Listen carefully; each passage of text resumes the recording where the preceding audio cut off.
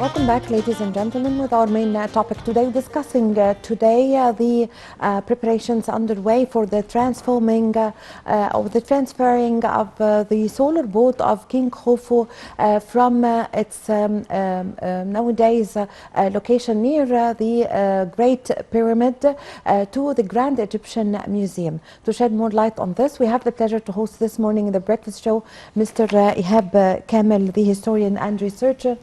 Good morning, Mr. Kamel. Good morning. Mr. Kamel, we'd like to know more about the characteristics of the solar boat of King Khufu. Well, we have to understand that this boat was not just a ceremonial boat. It was a boat that was used, or actually there are two boats that were used during the time of King Khufu because of the Egyptians' belief in the solar cult. When the ancient Egyptians saw the sun in the morning, he thought that the sun god was traveling in the sky for the 12 hours of day in a boat that was called Ma'andit, and after sunset the sun god goes to the underworld, so he travels in the underworld river, the Wernus, in a boat called Miskete. Since the King Khufu is the sun god living in a human body according to the ancient Egyptian belief, so he needed to have two funerary boats. Actually, these boats were used during his lifetime, and after his death they were buried next and actually to the south. So he actually used the boats. It's not a new boat. No, absolutely. So why was it not? It was into pieces, and it was. And after this, when they discovered the solar boat, they collected the pieces once again. The answer is very simple. You're talking about a cemetery that is actually a rocky hill. So it's not an easy job to dig a pit with the size of the boat while it's 25 meters long. Yes, while it's assembled together. The easier way was to dismantle the boat, because that's how the boat was built. The boat was built from different pieces, tied with knots from rope knots made from the halfa plant, and actually when it touches the water it swells, so it stretches, pulling the different pieces together to protect the boat. So the easiest way is to dismantle it and put the rope knots together and then cover it with slabs of stone, because to cut a burial pit in hewn rock with such a size of boat, that will be something very difficult. And I believe that's how they did it, because of practical reasons, nothing more. Yes. So the transforming that is going underway, the preparations to transfer this solar boat from the place where it is near the Great Pyramid to the Grand Egyptian Museum. Why was the Grand Egyptian Museum chosen? Why not, for example, the Museum of Civilization? Why not keep it as is in its place? For several reasons. Yes. First of all, that this boat is the most ancient boat in the world with such a size. If you go to the United Kingdom, you will see that they are very proud of the boat of Henry VIII, which is not as big and actually not in such a good condition, and they're very much proud of it, and it dates back to the 16th century AD. Imagine you're having a boat that belonging to one of the Egyptian pharaohs. It's more than 42 meters length, almost in a perfect condition, dating back to the 26th century BC. So it's something amazing. Not many people can imagine how important it is or how impressive it is. However, it is one of the most impressive pieces of artifacts that we have at the moment.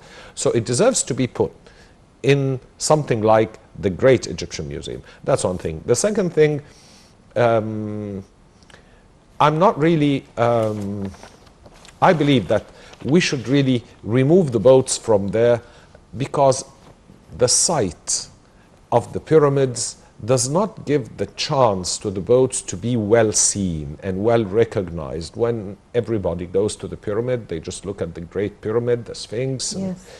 and So not it's attracting the attention more. So exactly. when we put it in the Grand Egyptian Museum, it's going to be displayed in a suitable, more suitable way. Oh, definitely. The display there, it's going to be magnificent.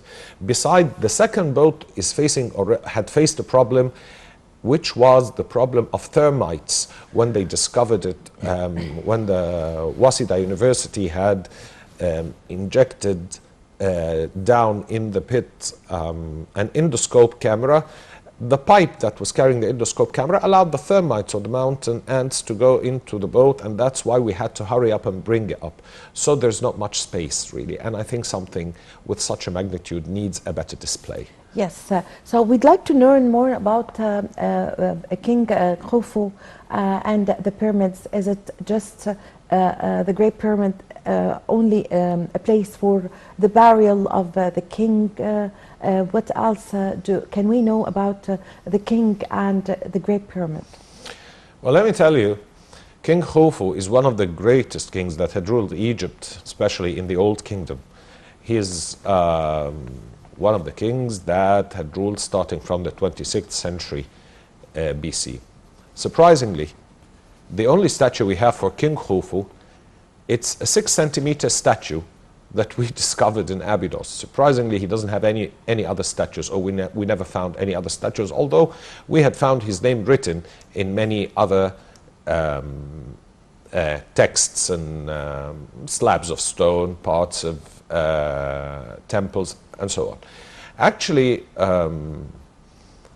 we did not know much about King Khufu. King Khufu his period was kind of mysterious until very lately, when we discovered near the Red Sea, in a place called Wadi al-Garf, a papyrus that had spoken about the construction of the Great Pyramid. The French-Egyptian expedition that was working there, they were working in a site which was an ancient port, or a site of workmen who had worked in the construction of an ancient port during the time of King Khufu at the Red Sea. So they discovered a papyrus which had spoken about the life of the workmen who had worked in the Great Pyramid. They had found the names of King Khufu all over the papyrus.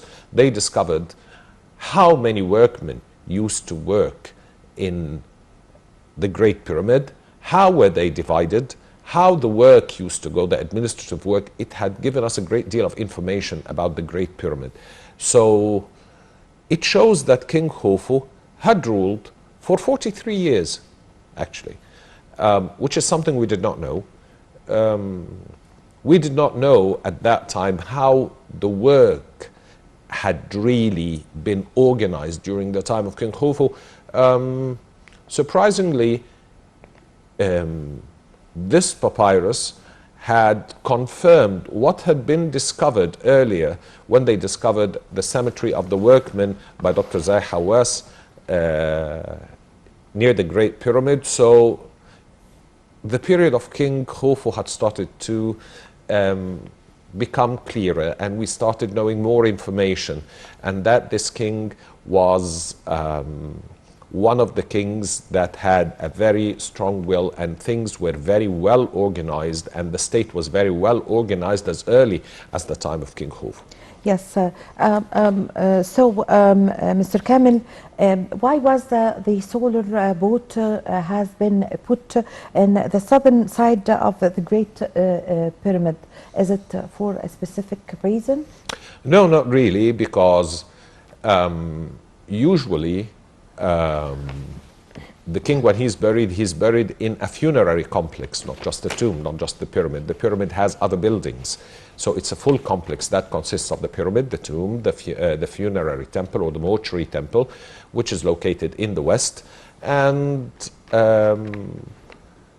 we have also the valley temple, where the mummification process takes place, the first building that receives the body of the king. And it's the only building, by the way, that stays to be opened after his death, which is located at the east. So that leaves us only the north and the south directions. The north direction, that is where the entrance of the pyramid or the tomb is supposed to be, because it has to be facing the polar star.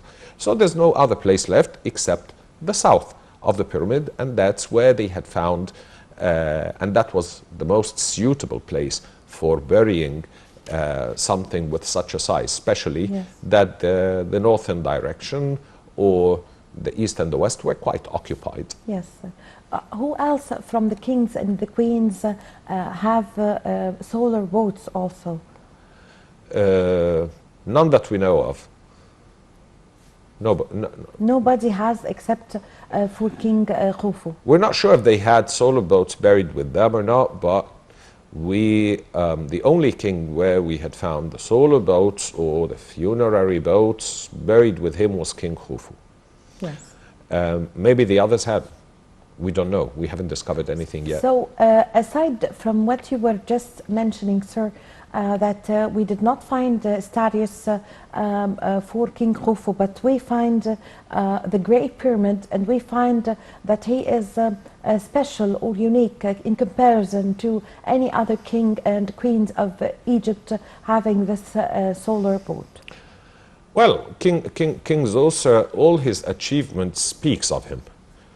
But surprisingly, as I said, the only statue we found was a 6 centimeter statue made from ivory, and it was not discovered even in Giza. That was discovered in Abydos by Sir Flinders Petrie. As a matter of fact, all the other kings, maybe they left us lots of statues, but I believe Like Ramses II, for example. even Khephren, his son. Even Macrinus, Yes. his grandson. However, King Khufu's achievements speaks of him. You'd be surprised to know that there isn't one single hieroglyphic inscription inside the Great Pyramid. How did we know that this pyramid was the pyramid of King Khufu? Was because of one of the workmen was trying the ink inside the pyramid, and he wrote the name Khufu inside on one of the slabs in a rough way. That was all. However, when we discovered the solar boats, we were 100% sure that the Great Pyramid belonged to King Khufu, because we found the name of King Khufu on one of the slabs and his son, King Jadefra, who succeeded him for 8 years. Yes. So, Mr. Kamel, what are the challenges, in your point of view, that are facing the transferring of the solar boat? Transferring the solar boat itself is a challenge. You're talking about a gigantic boat, 42 meters length. It's 4,000 years old.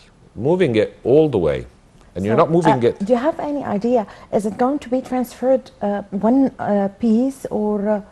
I have no idea, but I believe it's going to be one piece. One piece, okay. Because when they discovered it, it was not collected in one piece. No, they it was collected more than 1,200 pieces. Yes. And the pieces were, not all of them, 1/3 of these pieces were in a very bad condition, and they needed to be restored. The ropes, of course, couldn't be used anymore. They had to use new ropes, but to make the same kinds of knots. That's why Haj Ahmed Yusuf, who restored the boat, he used the expertise of the sailors of Upper Egypt who built their boats the same way. But anyway, the challenge is moving a boat with such a size for more than 10 kilometers, or for 2 kilometers from the pyramids area, which is a plateau. So they're going to have to bring it down the plateau and take it straight to the Egyptian Museum. Bringing down the boats, going down a hill or down a slope that leads to the plateau, to the top of the plateau where they are exhibited, it's not going to be an easy job. You have to be very careful, I believe. Yes. So, do we expect a parade like the historic parade of the golden kings and queens being transferred from the old Egyptian museum to the Civilization Museum? I don't know really, I haven't got the information, but I believe that it should be an event that should be well covered. Yes. But a parade, I believe that we should be saving this for something great, because so that this kind of celebration wouldn't be For all the monuments being transferred Yeah, to it the will be Grand Egyptian something Museum. repetitive, and So don't the you people think will. that this is one of the important ancient Egyptian pieces, and it's as you've just mentioned, sir, that not all the kings and queens have solar boats. True.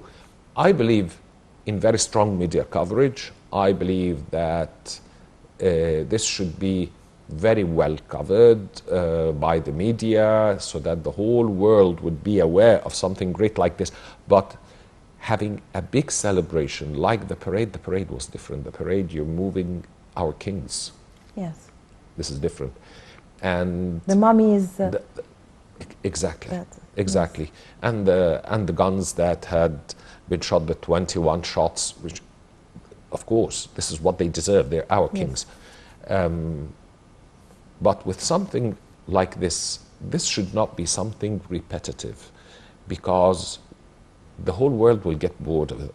Let me be honest. But we should cover it in a different way.